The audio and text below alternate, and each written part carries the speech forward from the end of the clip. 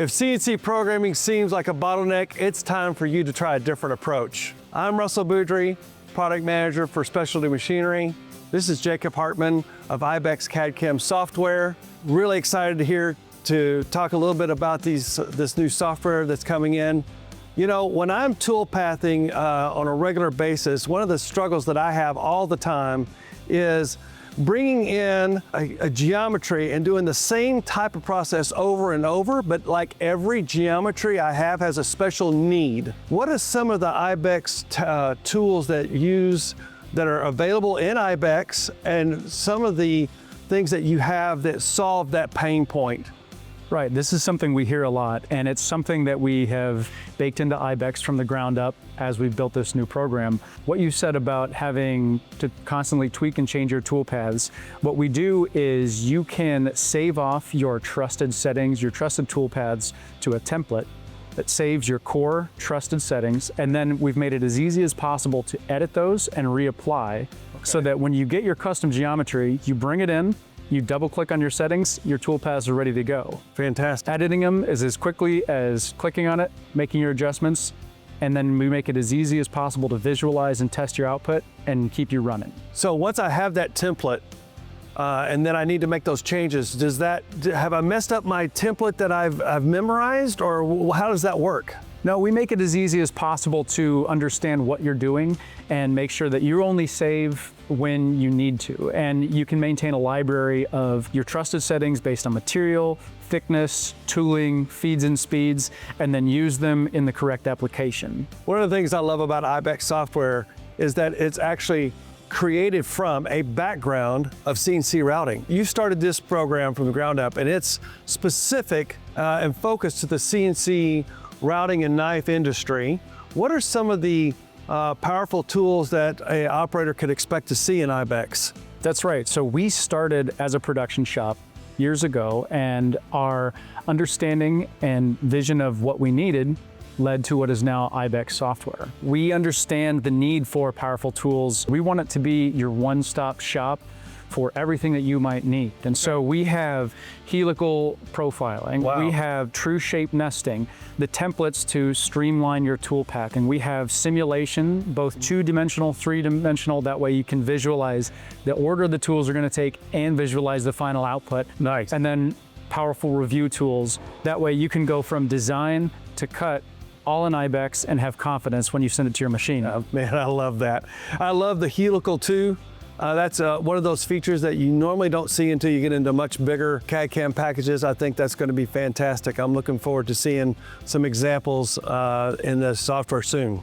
The whole subscription cost of this is about half of what I would normally see any other CAD/CAM program, or even less. It's really very affordable. That's right. We want to be easy to work with, not just in the program, but how we fit into your business. So we want to come in with an affordable monthly subscription cost, but also offer the software as a one-time purchase. Okay. For shops that don't want to have a recurring subscription cost. So however you want to work, we'll work with you. One of the reasons why Specialty Machinery partnered with IBEX is the responsiveness to software request changes. So tell me a little bit about how that's been working and your relationship with us and customer requests. That's right. One of the strengths with IBEX is we are completely focused on the CNC cutting industry. Okay. And so we're able to focus on our customers, hear their feedback directly, whether through you or from them directly, right, and respond to it much faster than maybe you might be used to. Yes. In large software companies that have all these different features and you ask for these software requests, a lot of times you just feel very bogged down. You don't feel like you have any response, and that there's no chance that what you really need to be successful in your business is ever going to show up in the software. Jacob, we already talked about the pain points of doing repetitive type of stuff, but then uniquely each geometry has its own changes that need to be done. Show me how a new operator can set up these templates to solve some of that pain. Right, so let's take a look. So I have a simple geometry here, and let's start from the beginning and set up a profile template the way a new operator would. Okay. So I'm going to select my geometry and select the profile toolpath type. I'll reset this here so we're starting from scratch. And What I'll do first is select the tool I'm going to use. Okay. So from the green plus icon, I can come over here and select the 1/4 inch end mill. Select that, set my depth. I'll set 1/4 inch, say I'm using 1/4 inch material. Okay. Then I can set some options down here like bridges. Let's enable bridges. Okay. This allows me for some of that part hold down. And then I can come up here along the top. There's a tab for each specific tool operator. Right. This is where I can really get into the complexity and set my feed rate, my rapid rate, plunge, spindle speed, all of those things. So if you had multiple tools, you'd have multiple tabs. Exactly. And I can go one by one and configure all of those parameters individually for each operation. Fantastic. So we can set feed rate. The units are adjustable based on how you're comfortable configuring your machine. I like those too because they're defaults. You can set that up as a preference. Exactly. All your preferences are adjustable. If you think in inches per second or millimeters per minute, whatever you think in, you could set that up here and it will output Exactly. what the machine needs. Exactly. And for now, I'm going to leave it as is so we can demonstrate. Now, the power of the templates, if I hit save here, is now going to prompt me for a name. Okay. So we can come up with a naming convention here that we can remember and then we can refer to later. So that can include material, that can include your tooling name, your thickness, whatever is most important and what distinguishes the different types of jobs that you run in your shop. Okay, so why don't we do acrylic and 3/8 thickness. We're doing a 1/4 inch end mill here, so how would we name that up? So acrylic 3/8, we can go back and adjust the depth on this. Okay. And I can show that. And this can be rough cut, and just to distinguish it, I'll add bridges since we're adding bridges. Okay, rough bridges. Okay, yeah, that makes sense. Save, and now I can click apply. So we can rotate here and see here is our single pass rough cut. Okay, yep, and you can see very easily those bridges. Right, so we can adjust the bridges here using our edit bridges tool. Drag these around. Oh, wow, that's easy. This is a simple contour, so there's not too much to contend with here. We can always add in some others or delete on the fly. But then this is a template. So now, like you said, the 3/8, if we need to go back and we double click on the toolpath, reopens this template, we can adjust this, adjust the depth to where we want it to be, save, apply. That template's now updated, it's corrected, toolpaths are recalculated, we're ready to go. And we could, in reverse, if we opened up that template and it was 1/4 inch material, Yes. you could easily just go in and just change just that thickness for that particular situation. Yes, you don't have, if I don't hit save there, I can still apply. It'll adjust for this situation, but not affect my template. That's fantastic. And then the real value of this comes into reset the view here. And now, as you've been saying, these toolpaths are, you need to adjust them on the fly based on your specific geometry or situations. Right. So who knows what you're going to get in next. There could be any type of strange geometry that shows up. You can always start with the starting point by going back to your templates that you've saved, selecting your geometry, you click, you apply, and you're ready to go. Now this file forwarder system that you have here, is this system already automatic in the IBEX software? It is. As you create and save templates, you can access them at any time. We have the flyout here where you can select and the tool will automatically be applied to your templates or from the toolpath ribbon.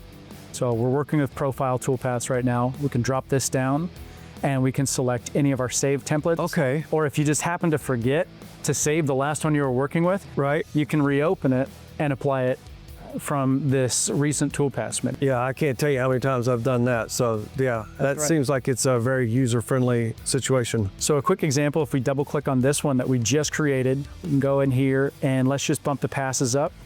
Click apply. I'm not saving this to my template because I'm choosing not to. Click apply. Now this is another unique thing. Because we already have it applied to a different contour, if I wish to change all of the toolpaths in my current drawing to include 3 passes, I can do that and it'll update everything in my drawing. Okay, I understand. So you have a particular item selected here, but it's offering you the ability to do everything that's on the screen that is already toolpath. That's right, and I didn't have to go through and select it. If I have multiple toolpaths in a single drawing and I want to update everything to have 3 passes, but I don't have to go through and painstakingly select every single contour. Nice. That's that. IBEX will take care of that for you. Excellent. So let's go ahead and do that. Can rotate my view once again, really easily see there's my 3 passes. On both of those contours, there's the bridges, and I'm ready to go. That's awesome.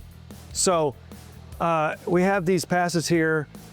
What if I wanted to go from just the standard 3 passes to a helical situation? How would I do that? Yeah, that's a simple modification. So I'll remove these toolpaths and we can open this tool and go back to that same template. Let me start over real quick. So that's a simple adjustment. We can select the contour here. Okay. We can go into the profile toolpath. If we want to use that template that we just created as a starting point, we can load it. These are now those parameters. Go to the roughing parameters. Okay. All we have to do is enable helical. Okay, so it's just a check mark within the profile toolpath. That's right. Fantastic. Apply. And now we can see that we have a helical pass there, ramping all the way down through the material. And we can adjust the helix based on where we want to start and end. Nice. So it fits our operation. I didn't know that you could do that. That's really cool. Now, what are some of the other features that we talked about? We talked about like 3D engraving, we talked about inlays, different fill patterns of this. Where are some of those items within here? That's right. So IBEX has all of these features. This, what I've just showed you, is just the starting point of how to configure a toolpath. That we have multiple toolpath types. We can support inlays. We can support 3D engraving. We have multiple different types of fills. We can support knife cutting and drilling within the program. And we've organized it so that the flow of the program through these ribbons moves left to right in the order you're going to be working in. Such as? So you can start at the home ribbon. This includes basic file operations, drawing and modification. Right. Edit includes the editing and modification of contours into their final shape, as well as nesting and vectorizing. Toolpathing, this is where you apply your templates, you figure out what your toolpaths actually want to look like. Manufacturing includes your output control, your simulation, and your tool and machine setup. Excellent. And then your view is more of a general purpose adjustment of how you want to work the software. But that way, starting left to right, you can move through all of those features such as drawing, editing, toolpathing, simulation, and review. And then by the time you get to the end, you're ready to output to your machine. I had another question on the fly here. So I noticed that you have on your website access to training videos. Where would somebody, if they had a question, where would they go to get some of that information? That's right. So we have a lot of training videos that you can use to on the fly learn new tools and new processes. You can always access that through our YouTube, but in the program, each tool has a help menu. So over here in the same tab as your templates, you can select help, and we have quick review help to help you remember your shortcuts and general reminders about what you're doing and what the tools can do. This is context specific for each tool. But then we also have links down here at the bottom that you can use to open a direct link to our documentation online and a help video for each tool. Wow. And we keep those videos short and sweet so that you can get in, learn what you need to do, and then get back to what you're doing. Fantastic. And those videos, the links are embedded in the software. That's really powerful. So when shops are ready to turn their programming into progress and see if IBEX can work for them, we have a free trial, and the links are in the description below. So glad that you're here, Jacob. Thank you for coming out. Looking forward to using IBEX for many years to come. Thanks, Russell.